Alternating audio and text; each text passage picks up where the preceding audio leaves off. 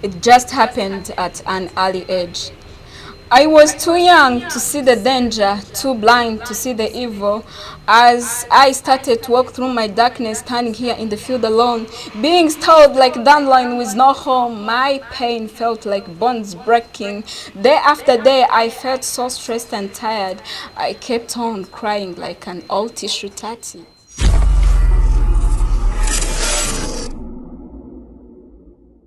Umwana w'umusizi witwa Salanda.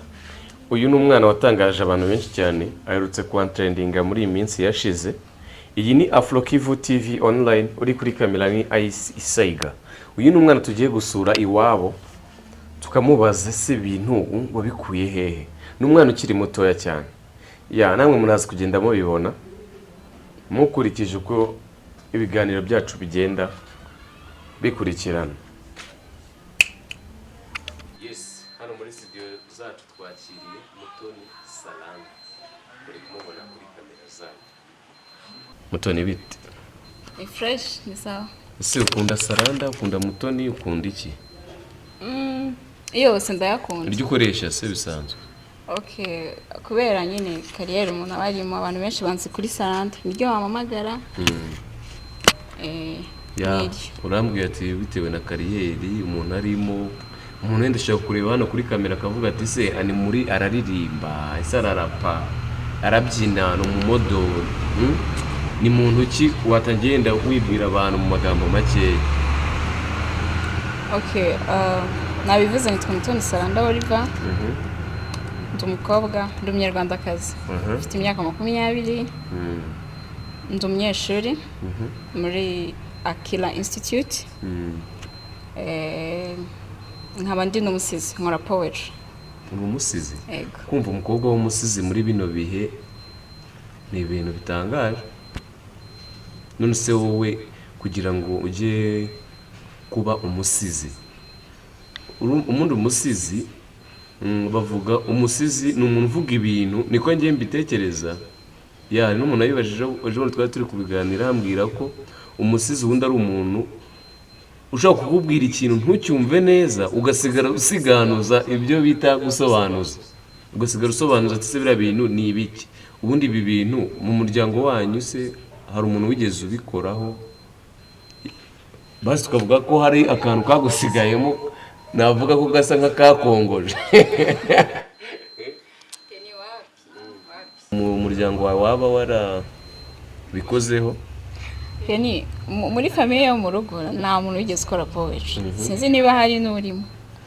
Ariko nyine nkuko wumva ngo buri muntu nyine abafite talent cyangwa se ikintu kimukuriramo, ariko of course hari no kuntu budafite talent bitewe n'ahantu ujya ugasanga ikuje moto.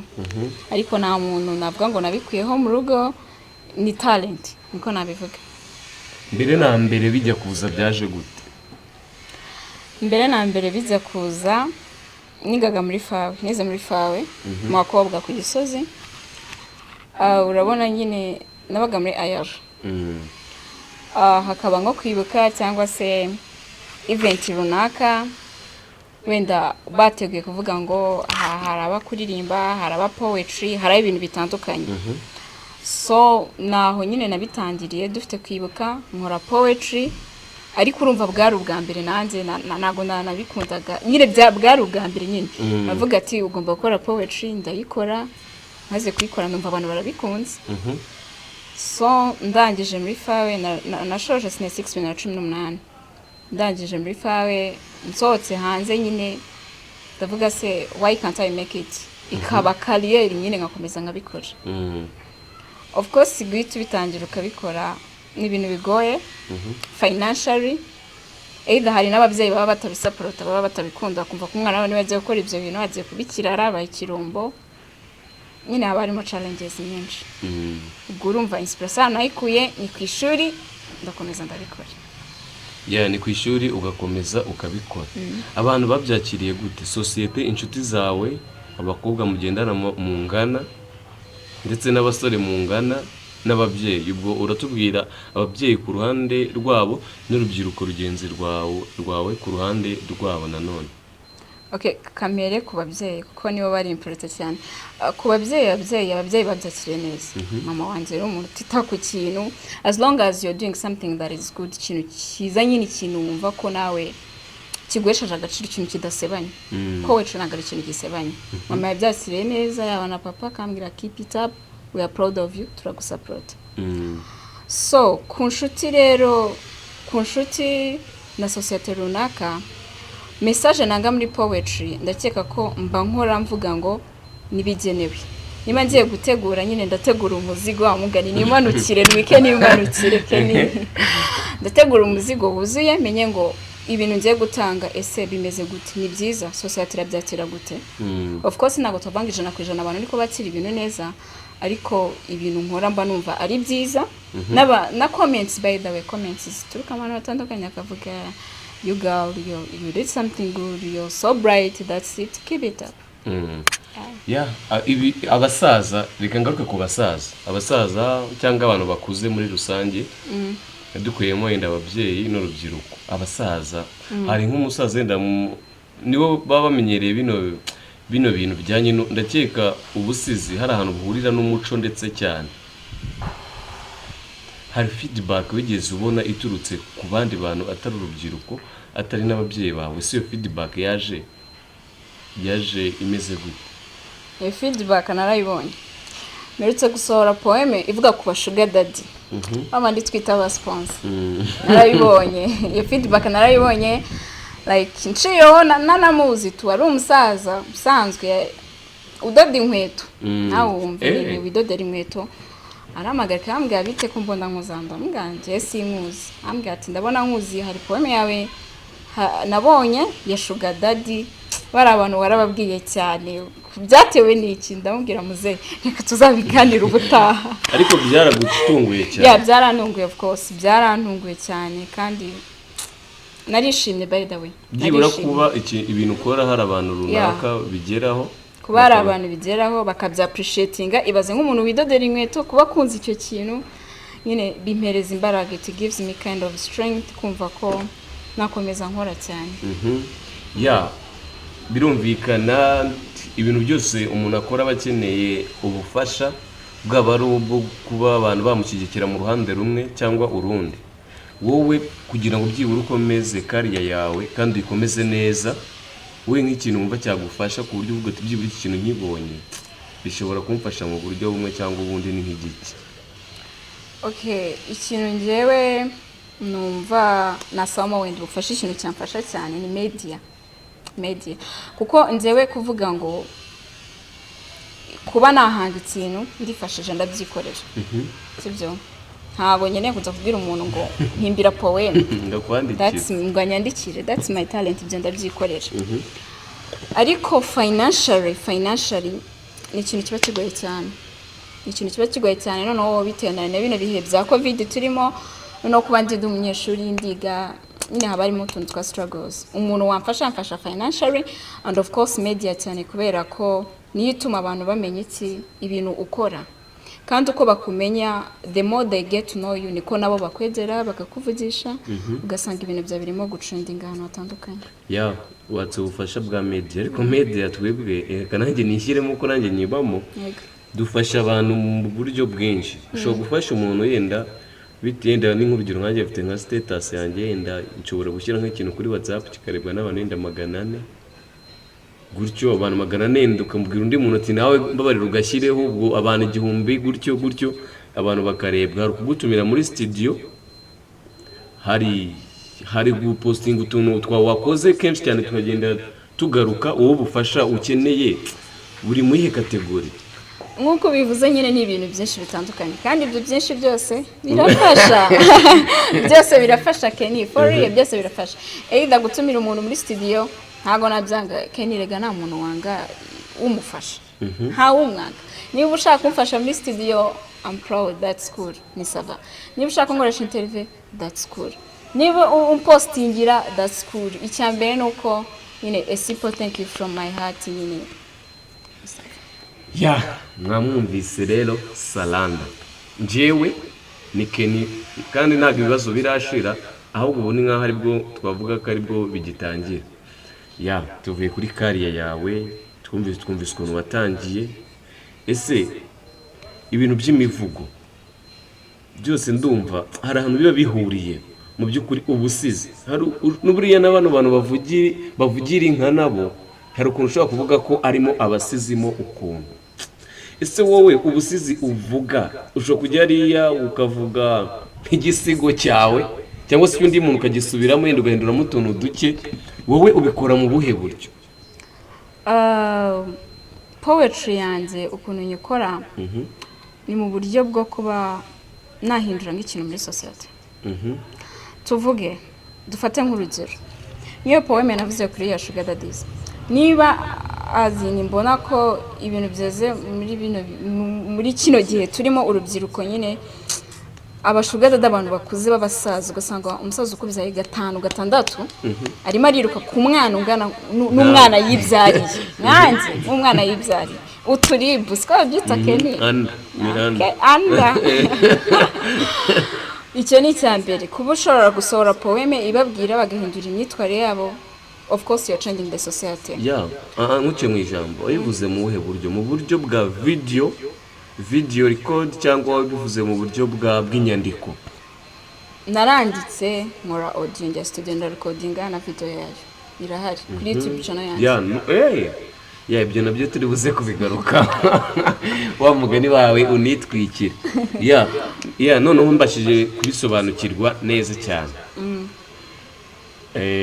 Utubwiye ko uburyo ukoramo urandika, ugakora audio, ugakora na video, ndumva ni ibintu bitatu. Ese igiye muri byanze kunze urumva ujya muri studio niba hazamo ibintu bya audio n'ama video, yenda ujya muri studio cyangwa ufite umuntu ugufasha. Ese mubarana gute ku bintu bijyanye n'amafaranga?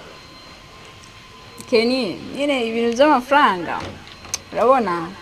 Ese ni rebo igufite mu mugongo? Okay, ubundi ubusanzwe ngiye nkora muri Capital Records. Muri Capital niho nkorera. Director wanje ni K Justin Jeste. Nzina umuzi. Yego, niwe director wanje. Nkora muri Capital Records, ibintu byose bikorerwa muri Capital. For free cyangwa no kugufasha cyangwa ni rebo? Ntabwo ndabisobanukira. Nyine Kenny urabona ibyo ngibyo biba ari personal. Biba ari personal issues umuntu to. Gusa nyine menya ngo nkorera muri Capital. Ni muri Capital Records. Okay, twakomeje ibibazo biracyaza. Salanda uracyari umukobwa mutoya, ntago ukuze. Nanjye kuvuga ngo nagukuze cyane. Ntabwo biribu. Ariko nta nubwo uri umwana nanone cyane. Ese bino bishuko biba hano hanze ubyirinda gute ku buryo bitashobora enda kukwinjirira no muri kariyeri yawe bikaba byabasha kuyangiza? Rero mfite tactique ukuntu meze. Njyaro ukuntu nyine nitereye cyangwa ukuntu meze. Subona ukuntu rumeze ukuntu nogoshe. Umbonye Kenny Swight mbara nk'imyaka 12. Tuvugishe kuri. Cyakoze ni ineda. 14 rero. Nyine bababona kunda akana gatoya. Kana gato cyane nyine katazi n'ikintu na kimwe. Kana none ikindi ngewe I'm a girl ariko nkunze kugira some kind of boyish styles. Styles z'abajama papa. Iyo niyo trick ukoresha. Iyo trick nkoresha. Nende se buko bakuvumbuye. Barambumbuye ariko nyine ugaziga indi strategy. Ntago bijya bishaka kwinjiranira muri career yawe? Ntago menyinjira muri career yanjye. Priority yanjye ya mbere umunenda kazi kakubeshye ati gutya nabo gufasha gutya muri buno buryo mu buryo bumwe cyangwa ubundi. Kuko ndakeka ko ari igihe ndagishaka kugera cyangwa kikaba cyaranageze umunenda kakubwira ati se waza ngaha ukadufasha ko ari no turimo byo bukangurambaga se cyangwa se na leta bino bintu by'ibyo byabwenge batugenda turwanya sometime bakakwifashisha kavuga ati gutya kugira ngo ino deal irimo yenda nka miliyoni cyangwa 100,000 muri Mastercard Foundation. That's okay. Nyine hari ni Peace and Love for Proclaimers PLP. That's okay. Hari n'ibigo nyine wumva ukumva ko ni ibigo nyine biri registered birazwi na leta. Naho bakubeshya amana ufite aho ujya kubahigira fresh kwa ugwate nago yabikubika ngo ngimora hano naha ngaha bibaho ko yakubeshya ko nyine nugushishoza inama wagira urabona njyewe nakubeshya uri nk'umukobwa wa kabiri njye mbonye yenda turetse umusizi uwo nabonye we yavugiraga inka gusa yavugaga n'imivugo namubonye hano hirya iyo ngiyo usa Nyagatare n'ituba twari twagiyemo ahantu ndumirwa ndavuga nti wawu wowe nk'inama ushaka kugira abana b'abakobwa bagenzi bawe n'urubyiruko muri rusange nkuriya musore wacu Ice Saiga uri kuri kamera ushaka kumubwira uti ibi bintu byumva guzakubwira tereka reka wowe ubona ni nk'iyi nama wabagira ku buryo byibura bakaza ni umuco ndakeka ubusize undi ni umuco bakagaruka n'ubundi aho nakwita nko kwivuka. Okay, inama nyine nagira abantu abakobwa bagenzi banjye ni ugukora cyane ariko nanone nukora uvuga ngo ushaka kuba Saranda. Saranda afite katazi bacamo uko nazivuza nawe ufite izawe none ujya kugendera kuza Saranda ushaka uraburiza ni ukubaka ubwami bwe aho guhera ku bwami bwawe yubakiraho bumba itafari nyine ukubita hasi uzamuke gusa nyine akore cyane. Njye ikintu nabonye iyo ukunda ikintu kenini iyo ukunda ikintu nukuri nagukireka iyo ugikunda nyine uragiharanira tu ukakigeraho kuko bitewe na challenges nahuye nazo muri poetry nakabaye narabiretse ariko kuko mbikunda I still work. Batubwira nk'eshatu challenge nk'eshatu. Challenge ya mbere nza kujya muri bino bintu sinari nzi ngo studio city. Yeah, that's true. Ntabwo mbeshya sinari nzi ngo studio city sinari nakageze muri studio nyine no kwibera mu rugo karyo karya. Ubundi byageze gute yenda tunyuririmo muri make tugura uti naragiye nsabemeze gutya umuntu wanjye muri studio gutya na gutya byagenze gutya nasanze bimeze gutya nkora ibi nibi ya n'umunota umwe mu munota umwe. Hari umushiti wanjye witwa Clement umufotographe. Clement nabonye afotora ndamubwira ariko bite ko nshaka gukora poeme bite ubwo nari maze kwandika poeme yo kwibuka maze kuyita 100 days ndamubwira ndashaka kuza ukanjyana muri studio niba ubizi arambwira tuzaza ndatega twari dutora Kimironko ruguru ndatega ndahava njya Kicukiro niho yarari ngera Kicukiro anjyana muri studio noneho hari ukuntu ujya ahantu ukabona n'akantu gato kari crowded asangamo abajama benshi bawe n'amafedi ukabona nyine abantu umva ni mu binyamamungane ukabona nyine ahantu hari abantu bose abantu bafite ibintu bahugiyemo. none icyo gihe nari ndi umwana muto mani mfite imyaka 18 kibaza noneho aha hantu ndi mwana ukumva bana gufata ku ngufu mubeshye se kumva ufite ubwoba noneho wari uhari uri umukobwa we umukobwa ngiye nyine ko nasanzemo abajama noneho cyera ngiye nabonaga umujama ufite dread nkahita mpaba nkahita ewa urumva wari ukiri n'umupeti wa mungani wawe angezamo ndambwira utansiga hano ni we muntu mazi aba basore bateye ubwoba ambwira wapi namusiga tuguma aho ngaho avugana n'uwitwaga Dizo. Dizo nyine yari producer ambwira ati rero ndashaka gufashiriza umukobwa wanjye ariko nta mafaranga afite umufasha. Dizo ambwira se ufite amafaranga ngahe nafite amafaranga 10 byonyine mbwira Dizo nifite amafaranga 10 gusa ambwira ati se 10 muri studio urumva bigufasha iki ndambwira nyine umfashe ngende uva biri bumfashe ko niyo mfite.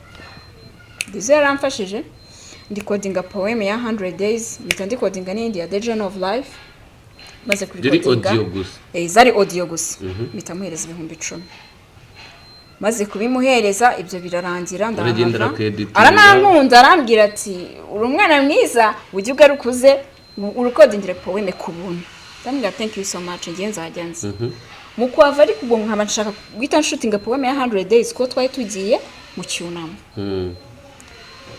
ngiye kwishutinga bambwira ati reka ntabwo bajya apfa gushutinga poeme turabanza kwandikira CNRG ngomba kwandikira CNRG ugashyiraho igihangano cyawe kugira ngo barebe niba cyujuje ubuziraneza avuga ndapfe no Saranda ndagiye njya muri Cyber Cafe ndanditse byose nkubise y'igisigo ndagitwaye njya CNRG ndabibasigira barambwira ngo bazansubiza ndagaruka sinari shooting poeme CNRG taransubiza ngo bavuge ngo harimo ingenga bitekerezo cyane ntazirimo ariko umutima ukarara ukubita nkarana ndota bambwiye ngo harimo ingenga bitekerezo iki gihangano cyawe bitewe nuko nta kizenda wari wifitiye nta kizenda nari nifite nibwo mbere nari nkoze poeme haciye icyumweru nyine njya kubona sineje amagaye banambwira uze kuzana ufate ibisubizo byawe ndageza ndagera bamereza nuza envelope ndayifata narayifashe numva mfite ubwo bwo kwifungura ngo ndebe harimo yego cyangwa oya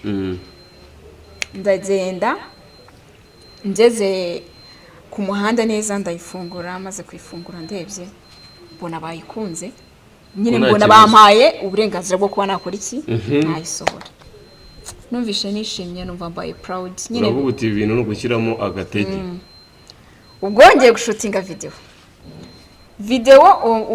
uwo mujama Clement nawe nibwira cinja muri field azi gukamera gusa ibya video atabizi ndashaka kugufata yenda nk'akavideo ariko atabasha kukedit yego cyangwa ni yanabifata bikaba ari wasaze mwana none se yarafaturaga icyo gihe cyangwa nibwo yaratibyinjiramo by the way yabona yinjiye mu bintu no struggle nibwo yaratibyinjiramo nawe arambwira ati ariko hari umushuti wanjye ze hano mu Gatenga yagufasha apanga n'umushuti we akora iki aradukoshona niho yahise ambwira ati ariko mfite undi mushuti wanjye ariko we ararenze ashaka kuguca ibifaranga kandi uragakene kigende na udufaranga wigirira ndambwira nyine mfasha we turavugana ubwo turareba ndagenda mbwire mu rugo mumfashe mumereza amafaranga nyine numva narakaye Keri naragiye ndategereza nyine arangije avugi ubwo nibwo yahise umushuti we yavugaga ninde ni Juste nibwo yavugishije Juste nyine Juste n'umuntu nubaha cyane nyine arabizi cyane Juste n'umuntu nubaha Juste yaremeye aramfasha anshutingira poem ya 100 days adafite inyunga bikuramo aramfasha arayishutinga yose irarangira ndamufasha igihe kingana gute twayishutingiye umunsi umwe ariko wari umunsi wose kabisa umunsi wose guhera mu gitondo poeme yose irarangira ikimara kurangira ubwo urumva nyine iyo umenyanye n'uwo nguwo uhita umenyana n'abandi nyine umuntu umwe yaguconnect undi nakuriya uri mu kapo wa kuri Vision FM yakumereye bitwaye iki ya ubwo urugendo nuko nguko byagiye nuko nguko ubundi watangiye nuko kabisa sasa uhagaze gute se mu rukundo bimeze gute urukundo